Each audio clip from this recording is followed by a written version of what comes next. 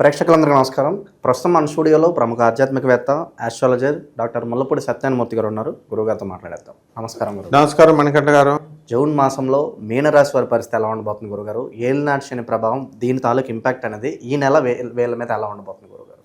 June నెలలో ఈ 2025 సంవత్సరంలో మీనరాశి వారికి ఏలినాటి శని మధ్యలో ఉన్నారు.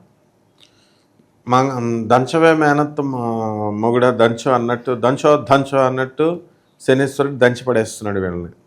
మొట్టమొదటి పాయింట్ అది. రెండవ పాయింట్, జన్మంలో శని ఉన్నాడు. రేపు చేద్దాం, ఎల్లుండి చేద్దాం అంటూ బద్దకించేస్తూ ఉంటారు. పోస్ట్పోన్ అవుతూ ఉంటాయి పనులు.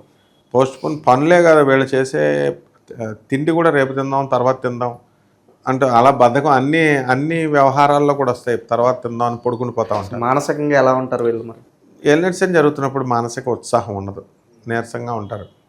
ఏదో అనవసరమైన విషయాలకి మళ్ళీ పోనీ లవర్ హ్యాండ్ ఇచ్చిందో అంటే పోనీ దానికి ఒక తగ్గట్టు ఏదో బాధపడ్డాడంటే ఒక పర్థం ఉంటుంది.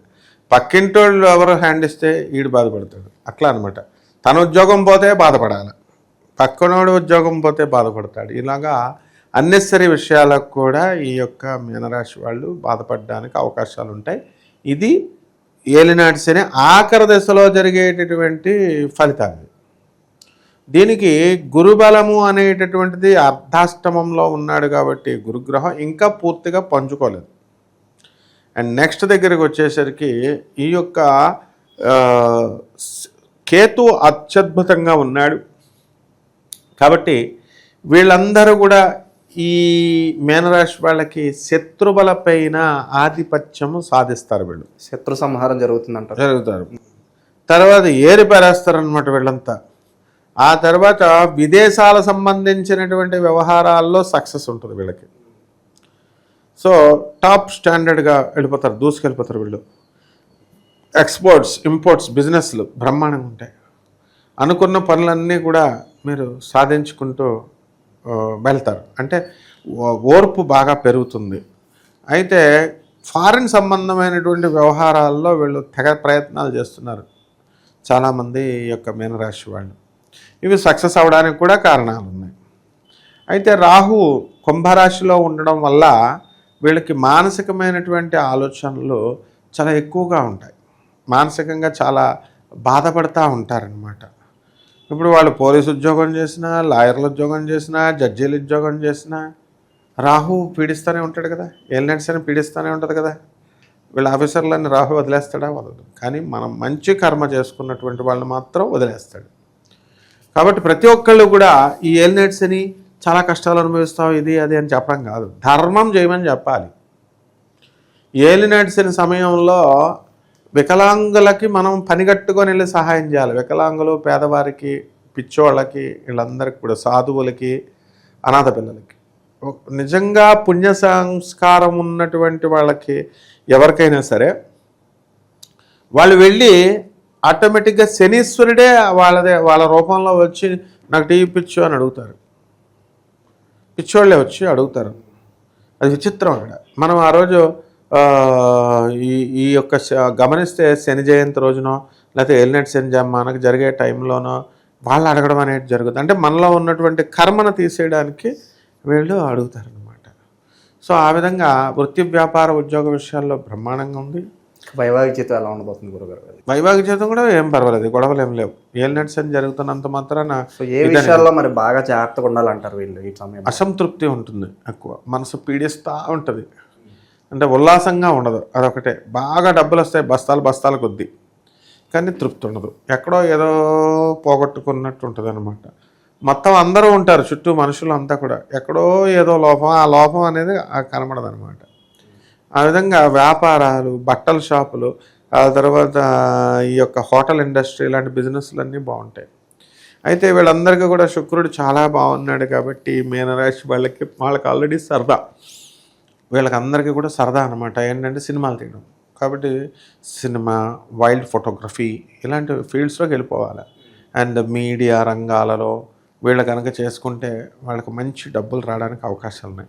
ఇవి ట్రెడిషనల్ బిజినెస్, ప్రిమిటివ్ బిజినెసెస్, ఇవన్నీ ఓల్డ్ బిజినెస్లు. ఇవన్నీ హోటల్ పెట్టడం, కిరాణా షాప్ పెట్టడం, బట్టల కుట్లు పెట్టడం, ఇప్పుడంతా మోడర్న్ అయిపోయింది.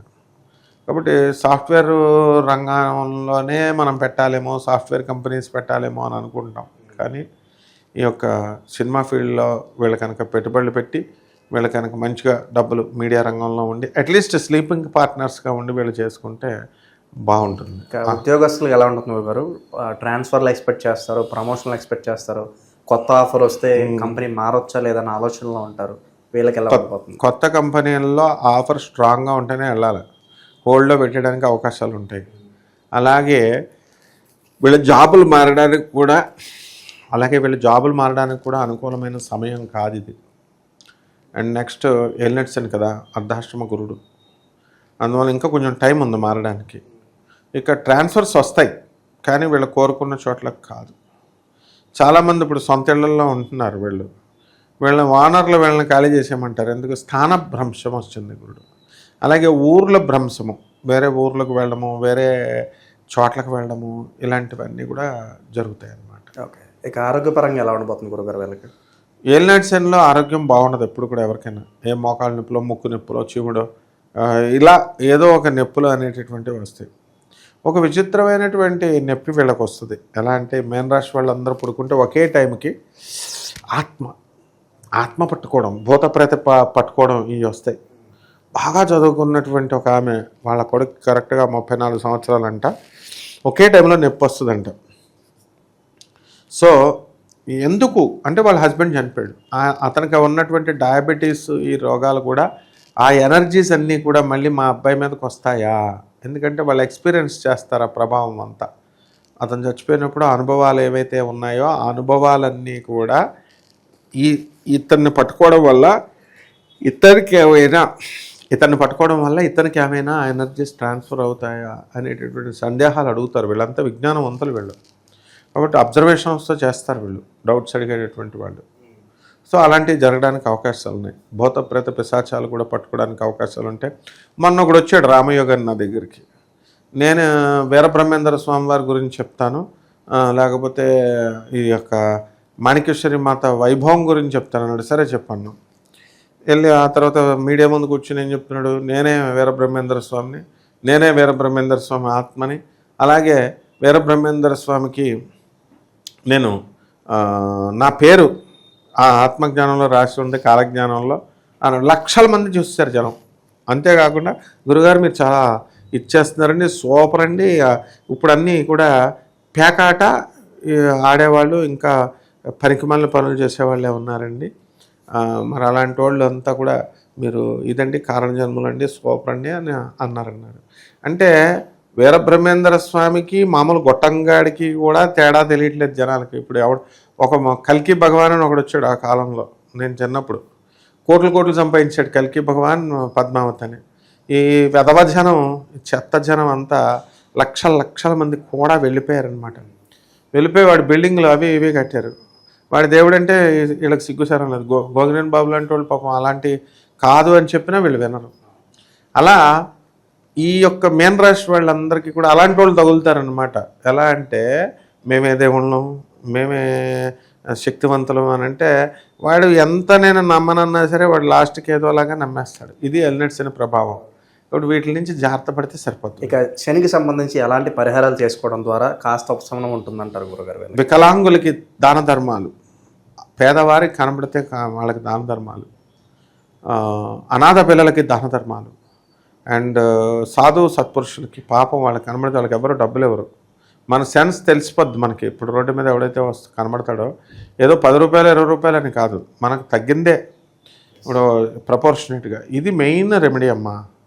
సెకండ్, మామూలు ట్రెడిషనల్గా జ్యోతిష శాస్త్రంలో చెప్పే రెమెడీస్ మనం చెప్పక తప్పదు. అవి ఎలా అంటే ఏలినాటి శని జరుగుతున్నప్పుడు శని జపం చేసుకోవాలి, శని స్తోత్రాలు చదువుకోవాలి, శనికి కిలోంపావు నల్ల నువ్వుల్ని, నల్లని వస్త్రాన్ని పేద బ్రాహ్మణులకి శనివారం నాడు ఉదయం 8 గంటలకి దానం చేసుకోవాలా. దశమహావిద్యల్లో ఒకటైనటువంటి మహాకాళి అమ్మవారి యొక్క హోమాన్ని వీళ్ళు జరిపించుకోవాలా.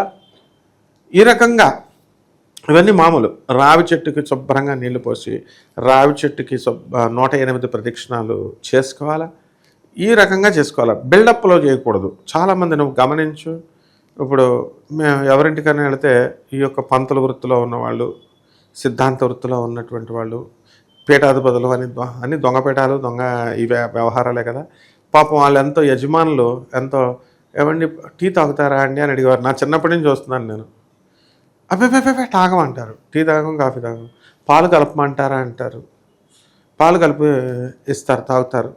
మళ్ళీ ఆడు బయటికి వెళ్ళి శుభ్రంగా అన్నీ తాగుతాడు. ఇలాంటి డాంబికమైన ఆచారాలు ఉండకూడదు. ఇది దేవుడు చూస్తాడు, శని చూస్తాడు. అందువలన అసలు మొట్టమొదట ఈ శని అంటే ఏంటో కూడా తెలుసుకోవాలి వీళ్ళు ఇది చేసేటప్పుడు. శని అంటే కేవలం ఏదో మనకి ఈ ఇప్పుడున్నటువంటి సౌర కుటుంబంలో ఉన్నటువంటి ఏదో శని అనుకొని శని శని శని అంటారు. అది కాదు. శని అనేది ఒక పోస్ట్ అన్నమాట. అంటే మనకి 3200 సౌర కుటుంబాలు ఉన్నాయి. ఒక్కొక్క సౌర కుటుంబంలో మనకు ఆకాశంలో కనబడుతున్న ఒక్కొక్క నక్షత్రం, ఒక్కొక్క సూర్యుడు, దానికి ఒక ఫ్యామిలీ ఉంటుంది మనకులాగా. అందులో శని ఉంటాడు, కుజుడు, శని, పేర్లు ఏవైనా సరే. ఈ అన్ని శనులు కలిసినటువంటి ఒక మహత్తరమైనటువంటి ఒక సిస్టమే శని అంటే. కాబట్టి అంత ఈజీగా ఏదో శని తీసుకెళ్ళి నూనె పోసేయడం ఇలాంటి భావన చేస్తే రిజల్ట్స్ రావు. ఈ శని ఇంత గొప్పవాడు అని చెప్పి మోస్ట్ మోడర్న్గా ఆలోచిస్తూ హైలీ వెల్ డెవలప్డ్ నాలెడ్జ్తో ఆలోచిస్తున్నప్పుడు తప్పకుండా వీళ్ళకి ఏలినట్టు శని దోషం పోతుంది అన్నమాట. ఓవరాల్గా జూన్ మాసంలో మీనరాశి వారికి ఏ విధంగా ఉండబోతుందో చాలా బాగా వివరించారు. ధన్యవాదాలు. ధన్యవాదాలు.